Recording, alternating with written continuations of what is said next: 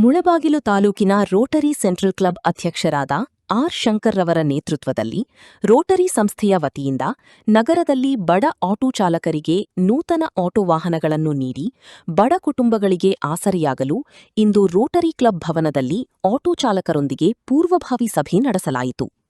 ಈ ಸಂದರ್ಭದಲ್ಲಿ ಕಾರ್ಯದರ್ಶಿಯಾದ ರಾಘವೇಂದ್ರ, ರಮೇಶ್, ಮನೋಜ್, ಕೇಸರಿ ಶಂಕರ್, ನಿವೃತ್ತ ಸರ್ಕಾರಿ ನೌಕರರ ಸಂಘದ ಅಧ್ಯಕ್ಷರು ಜನಾರ್ದನ, ಭಾರತ್ ಕಾಫಿ ಶ್ರೀನಿವಾಸ್ ಮತ್ತು ಇತರರು ಭಾಗವಹಿಸಿದ್ದರು.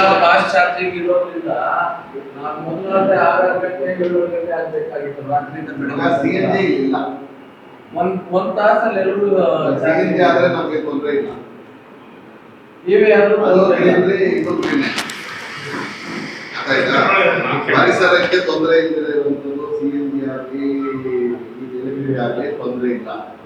ಇದನ್ನ ನೀವು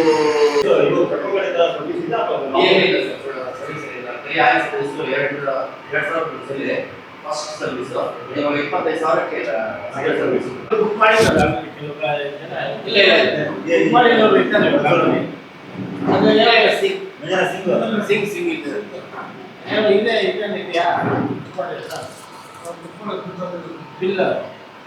ಅದೆಲ್ಲ ಡಿಸೈಡ್ ಆಗಿ ಸಾಕು. ಮತ್ತೆ ಸಭೆ ಕರಿತೀನಿ.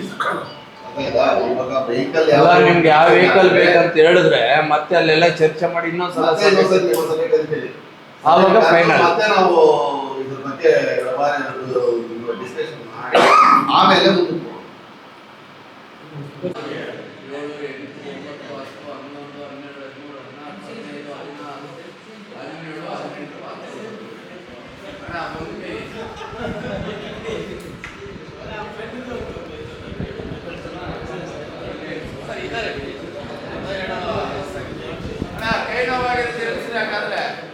ಚಾರ್ಜಿಂಗ್ ಇವಿ ಚಾರ್ಜಿಂಗ್ ಬೇಕು ಅನ್ನೋರು ಕೈ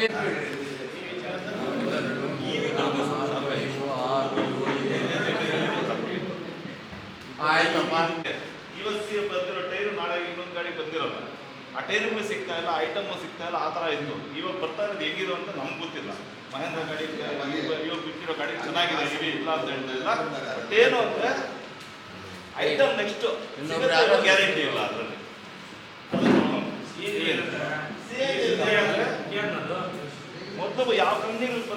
ಇಲ್ಲಿ ಆಸೀನರಾಗಿರತಕ್ಕ ನಮ್ಮ ಕಾರ್ಯದರ್ಶಿಗಳಾದ ರಾಘವೇಂದ್ರ ಅವರು, ಮತ್ತು ನಮ್ಮ ಪಾಸ್ಟ್ ಪ್ರೆಸಿಡೆಂಟ್ ಆದ ರಮೇಶ್ ಅವರು, ಮತ್ತು ನಮ್ಮ ಸೀನಿಯರ್ ಮೋಸ್ಟ್ ರೊಟೇರಿಯನ್ ಆದ ಸುದರ್ಶನ್ ಬಾಬು ಅವರು, ಮತ್ತು ಪಾಸ್ಟ್ ಸೆಕ್ರೆಟರಿ ಆದ ನಮ್ಮ ಮನೋಜ್ ಕುಮಾರ್ ಅವರು, ನಮ್ಮ ರೊಟೇರಿಯನ್ ಆದ ಕೇಸರಿ ಶಂಕರ್ ಅವರು, ಮತ್ತು ಜನಾರ್ದನ್ ಮೂರ್ತಿ ಅವರು, ಶ್ರೀನಿವಾಸ್ ಅವರು ಇವಾಗಲೇ ಇದ್ದರು, ಮುಂದಕ್ಕೆ ಹೋಗಿದ್ದಾರೆ.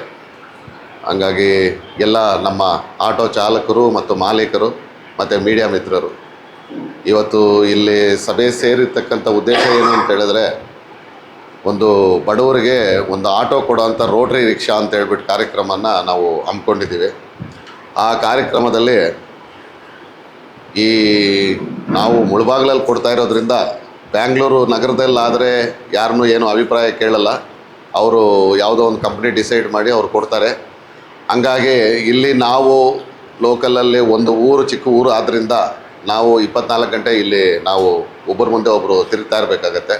ಹಂಗಾಗಿ ಎಲ್ಲರ ಅಭಿಪ್ರಾಯ ಕೇಳೋಣ, ಒಂದು ಪೂರ್ವಭಾವಿ ಸಭೆ ಮಾಡೋಣ, ಒಂದು ಕಾರ್ಯಕ್ರಮಕ್ಕೆ ಒಂದು ಚೆನ್ನಾಗಿ ಆಗಬೇಕು, ಈ ಕಾರ್ಯಕ್ರಮ ಒಂದು ಯಶಸ್ವಿ ಆಗಬೇಕು ಅಂತ ಹೇಳ್ಬಿಟ್ಟಿದೆ ಈ ಕಾರ್ಯಕ್ರಮನ ನಾನು ಕರೆದಿರ್ತೇನೆ. ಇವಾಗ ನಿಮ್ಮ ಆಟೋ ಚಾಲಕರು, ಮಾಲೀಕರು ಎಲ್ಲರೂ ಸೇರಿ ಒಂದು 40 ಜನರಿಗೂ ಬಂದಿರ್ತಾರೆ. ಇದರಲ್ಲಿ ಅಭಿಪ್ರಾಯ ನಾವು ಕಲೆಕ್ಟ್ ಮಾಡಿದಾಗ ಸುಮಾರು ಸಂಖ್ಯೆ ಒಂದು CNGಗೆ ಹೋಗ್ತೀವಿ ಅಂತ ಹೇಳ್ಬಿಟ್ಟು ಸುಮಾರು ಅವರವರ ಅಭಿಪ್ರಾಯನ ಕೊಟ್ಟಿದ್ದಾರೆ.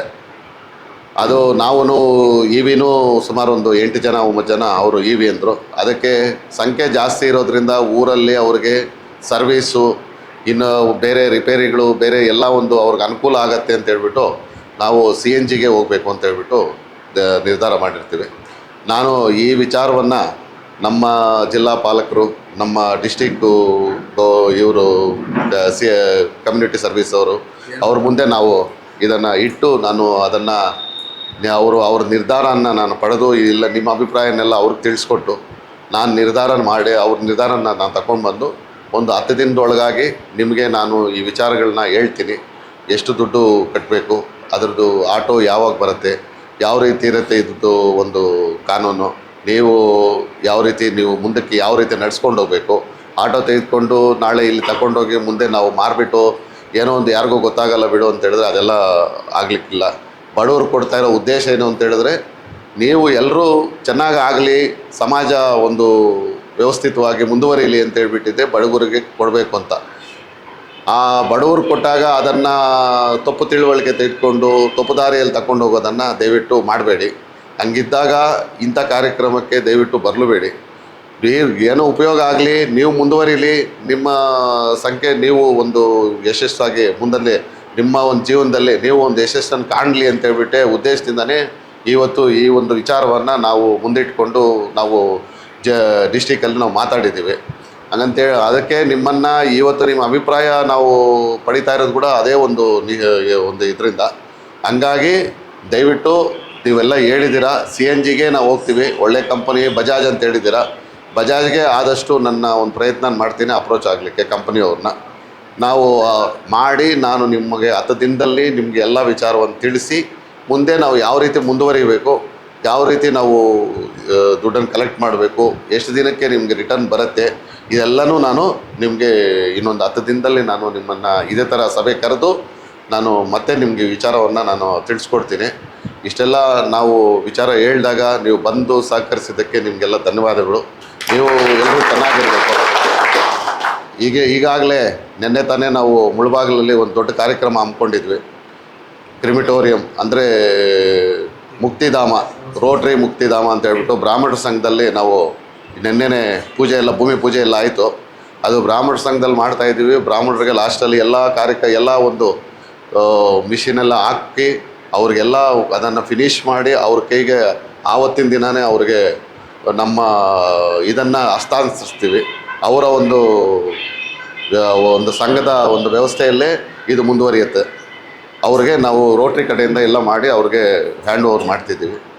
ಈ ಕಾರ್ಯಕ್ರಮ ನಂಬ್ಕೊಂಡಿದ್ದೀವಿ. ಇನ್ನು ಮುಂದೆ ಒಳ್ಳೆ ಕಾರ್ಯಕ್ರಮಗಳು ಮಾಡಬೇಕು ಅಂತ ಹೇಳ್ಬಿಟ್ಟು ಎಲ್ಲ ಸಹಕರಿಸಿ ಒಂದೊಂದು ಕಾರ್ಯಕ್ರಮವನ್ನು ಯಶಸ್ವಿ ಆದರೆ ನಾವು ಮುಂದೋಗಲಿಕ್ಕೆ ನಮ್ಮ ಜಿಲ್ಲೆಯಲ್ಲಿ ನಾವು ಮಾತಾಡಲಿಕ್ಕೆ ನಮಗೂ ಒಂದು ದಾರಿ ಸಿಗುತ್ತೆ.